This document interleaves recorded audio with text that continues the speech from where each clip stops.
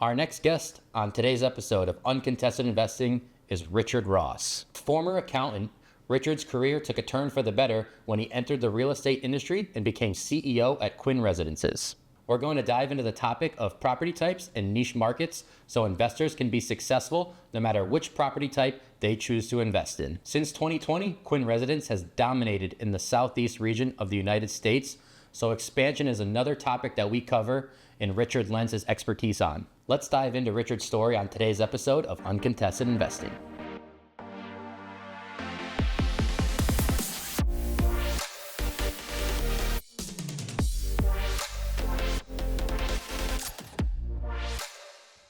Hello to our Uncontested Investing audience and welcome to our studio in Orlando. This is going to be our home for the next few days, Suzanne. Indeed it is. We're happy to kick it off with CEO of Quinn Residences, Richard Ross. Richard, thank you so much for joining us today. It's an honor to have you with us. Thanks for having me. It's an honor to be here. Yeah. So we're excited for our audience to listen in on this conversation. We're going to discuss property types and niche markets within the investment industry. But where we start with every guest, Richard, is how you got your start in the industry. So, interesting story. My father was a home builder in the 1950s and early 60s, did very well until he didn't. And so I became an accountant as by training, and that lasted about 10 years. And then at some point the DNA kicked in, and so I've been in this business now over 30 years. Awesome. So as someone who's driving transformation in housing, what are some of the key initiatives or goals you have as the CEO of Quinn Residences? So the most important thing today that we're focused on is providing a brand new starter home, essentially, for our residents at a, I don't want to say affordable, but at a reasonable price. And so what's driving our business and the entire industry of build to rent, which is the business that Quinn focuses on, is providing an alternative to what has become a very expensive prospect for a homeowner. Yeah, and I think there's innovative solutions that you've employed as well to help address the housing crisis that we've kind of stumbled into the past few years here. What are some of the solutions that you're working on heavily at Quinn Residences? Well, what we provide for our resident is sort of a complete maintenance-free lifestyle. So we offer, as I said, a starter home. This would be 3 or 4 bedroom home, 2-car garage, fenced backyard. We provide not only the home, but all of, obviously, the appliance package, the technology package. We provide all the maintenance. We mow the lawn. We unstop the toilet, things like that. So it's a complete turnkey home for our residents. So Quinn Residence has had an impressive growth in 2020 with 5,000 homes, over 5,000 homes in 30 markets with different communities. What has allowed your company to operate so effectively over the past 5 years? So we've been very fortunate in that we have very, very supportive capital partners. In other words, it takes capital to build these communities and fit them out. We've also played very well to our resident, what our resident wants, what they're looking for. And those two coupled together have allowed us to, as you said, acquire over 5,200 homes throughout 34 communities. And we have designed these communities with the resident in mind. Yep. And I imagine a lot of that is due diligence and research beforehand. So you're selecting these locations of these communities. How much does that research play into the success of your strategy? And what are some of the big factors you're considering with these acquisitions? Yeah, the due diligence, as you say, the research is critical into the success of these communities. And when we started now 5 years ago, literally a month or two before the pandemic hit, the 3 things that were most important to us, first and foremost, employment. We need employers in the communities where we locate because our residents need to have jobs so they can obviously pay the rent. The second thing we started with was schools, and I'm gonna get to that, meaning there needed to be good quality schools because we had anticipated that roughly 2/3 of our residents would have school-age children. They're coming out of an apartment, a 1 or 2 bedroom apartment, into a 3 or 4 bedroom home, and they would have families. I'm going to come back to that. The third was proximity to retail, meaning can they walk to the grocery store? Can they get to the hair salon, the doc in the box, right? Medical care.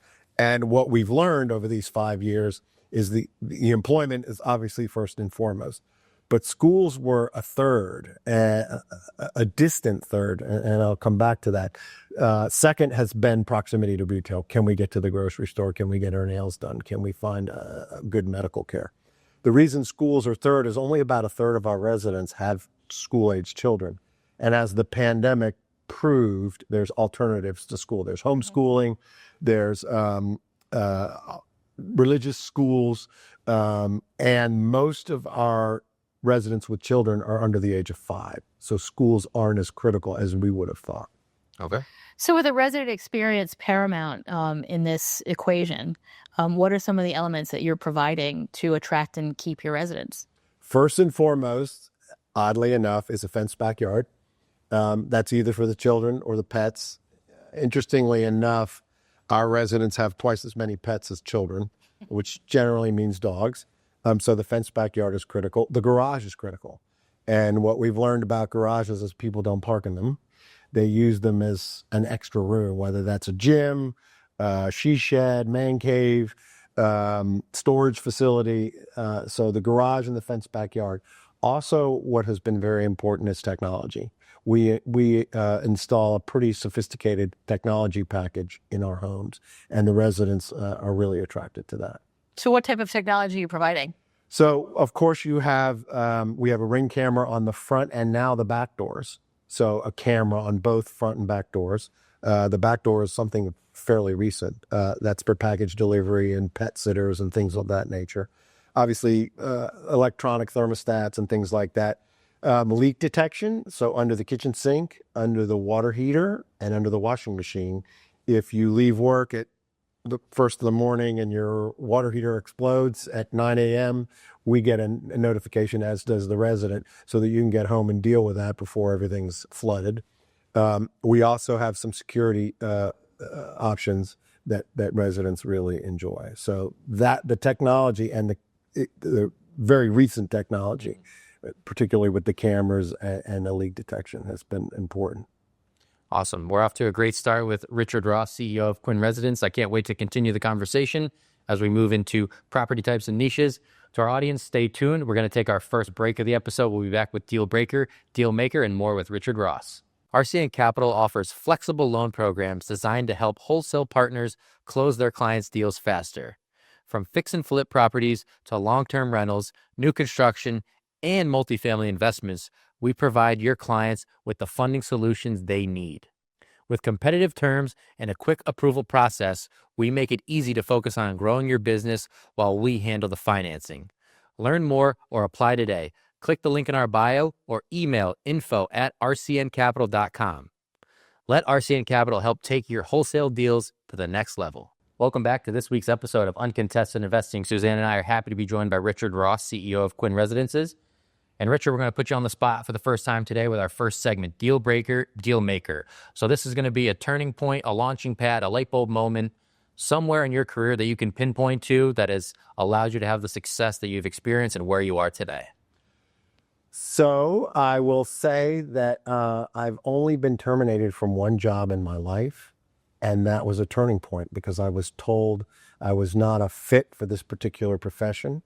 And that was devastating at first, but it led to much more opportunities going forward. So sometimes silver linings come from unexpected places. Step backward to take 2 steps forward almost. Correct. Cool. And was that real estate industry related and that kind of motivated you to be successful in this industry, or was it a completely different industry? It was accounting industry, public accounting industry. They said I didn't fit that mold, so I went on to start my own business and then got in the real estate business. Well, they lost a good one. Accounting's boring anyway. This is not a boring market. This is true. So what advice would you give someone who is just starting out on unsure of what niche they should or what type of property they should consider? So what I would say to people just starting out, and I tell this to all the folks that work for me now, is never burn bridges. You just never know who you're going to encounter later in your career, and so it doesn't pay to burn bridges. And the other thing I would say is relationships are very important, whether they're from your college career or later in life with a boss or even people who work for you. So we talked about a few of these with education, proximity to amenities. Are there any other factors that come to mind for you that investors should consider when they're looking at different property types or niche markets to get into? So I would tell investors not to follow the herd. In other words, what's popular or hot today. Now, when we started in build to rent, it was very new 5 years ago. It was a very new concept, and then it got very popular. And there were a lot of people who got in sort of late, or when it was a fad, if you will. I don't follow fads. What you have to do is, as you alluded to earlier, you have to do your research, you have to do your due diligence, and understand the particular aspects of whatever property type you're investing in to make sure that you're there for the long haul. That's an important answer, I think, for our investor audience to hear, because there's a lot of different markets that you can experience success in, right? But following the herd doesn't always work for every investor. So if you're doing that due diligence, you can make any region work for you if you've done the research and you know how to attack it. Absolutely. So what are some of the pitfalls that you could help new investors avoid when looking at these niche markets, or whether it's industrial or land? Certainly build to rent has a significant starting point with the land. What can you share with that? I would say it's, again, important to look at long-term trends. For instance, in the build to rent market, before I accepted this position with running Quinn, it was the demographics, right? So what's supporting the long-term business? And in this case, it was the aging population. You had baby boomers and their children aging and coming out of an apartment into a home. If you look today, there's a critical shortage of housing in this country, depending on who you talk to, somewhere between 3 and 6 million homes. So if you're looking at housing, what's a affordable way, sustainable way to increase the supply of housing? Out in California and some of the other places where land is very scarce, they're looking at what they call ADUs, additional dwelling units. That's an interesting opportunity that I see. So you have to look for sort of the unique, but long-term, supported by long-term, whether it's demographics and economics, to choose your investment wisely. And ADUs are becoming hot. I mean, it's the state of Maine, I believe, has 80,000 short housing units. And they just passed a statewide ordinance, LD 2003, that allows every parcel to have an accessory dwelling unit, regardless of what your local ordinance says. This became a state mandated ordinance, which is intriguing because sometimes we've got 2 or 3 acre minimums for a single family dwelling. Now they can have a second and potentially a third near a high density market. But how do you manage some of those growth components? Yeah, and what I'm hearing with the ADUs is, let's say a person has a 3-bedroom home and they put an ADU in the backyard, as we talked about. They'll live in that 3-bedroom home, but as they get older, they're going to move into the ADU and rent their 3 or 4-bedroom home. So it's an interesting concept. The other thing I would say is caught my interest is fireproof. Obviously, what happened in California, Sure. It's not the first time it happened, but the recent fires in California, there's technology out there that's building fireproof homes, or things that at least the walls would burn, but the structure would remain intact. So there's a lot of interesting opportunities in residential. Then you have data centers, you have all kinds of interesting real estate niches that are appearing. Suzanne mentioned the statistics earlier. It's been an impressive 5-year run with you at the helm at Quinn Residences. You guys have carved out a very nice niche in the southeast region of the United States. And I'm wondering, is there a plan to keep going, or is it important for you to find that happy medium for expansion? A lot of times investors can get too far ahead of themselves and expand too fast, too quickly. Where's your stance on that as it pertains to Quinn Residences? So the goal of Quinn is to continue to expand. We're at 5,200 homes. I'd like to be somewhere around 10,000, so maybe double the size. I am very conscious about staying in markets that we know. Sometimes folks get a little too far afield. We're looking at Texas for expansion. Texas is a huge market, but Texas is like another country. So I'm not going to go. And I don't mean that in a lot of ways. In a lot of ways, but you don't want to go to a market that you don't know. Yep. Right. And so if we're going to move to a new market, whether it's Texas or the Midwest has a lot of attraction in this particular business, you want to go with somebody who's been there and knows that particular market. So we're going to take our first break. We'll come right back with What's the Word. Thank you so much for joining us in this segment, and we'll see you soon. REI Inc. is the premier monthly publication for real estate investors. Dive into a wealth of expert insight and strategies from industry leaders and gain valuable regional market insights, ensuring you always have the best information at your fingertips. Visit rei-ink.com to elevate your real estate investment game today. Welcome back. We're here with Richard Ross from Quinn Residences. Super excited to continue this session with you. So we're with What's the Word? If you can boil it down to a word or motto, what message or inspiration can you share with our industry, whether it's for your past or in 2025? So I'm going to give you a word for 25 and 26. I'm going out a little bit further. Go deep. And that word is patience. Sometimes, particularly in real estate investments, people want an immediate return. They want instant gratification. And in this market today, with tariffs, with the uncertain political environment, cost environment, you really need to be patient and look, as I said, to the long term. Things will become stable. And if you keep a long-term perspective, you'll be rewarded. Awesome. Good message for our audience to take with them into this year and next. I don't think you can have anything but patience in the space, regardless of the temperament that's on, but I definitely agree you need more of it today. Yes. So we brought you on to talk about property types and niches, and one area that you've heavily focused on and made your name with Quinn Residences has been the build-to-rent properties. How has that helped your scaling initiatives being so dialed in on one property type?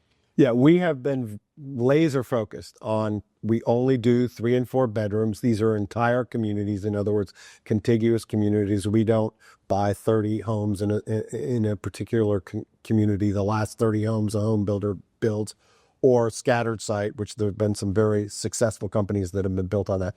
By staying laser focused on a community that's separately demised has been very helpful in us keeping to our knitting, sticking to our knitting, and serving our resident. Yep. We only do 3 and 4 bedrooms. We don't do 1 and 2 bedrooms. We don't do 5 bedrooms. Staying focused has helped us grow to the stage that we've achieved. And that level of specialization, I think that trickles down to the resident, right? Because you're so honed in and focused on one property type, now you can accommodate them much better. And I'm sure their living situation is happier because of the focus and the work that you guys put in. Yes, they come to us for a specific reason, and that is a 3 and 4 bedroom home. Again, 2-car garage, fenced backyard, and what they're looking for in a particular product. So we've touched on your size niche.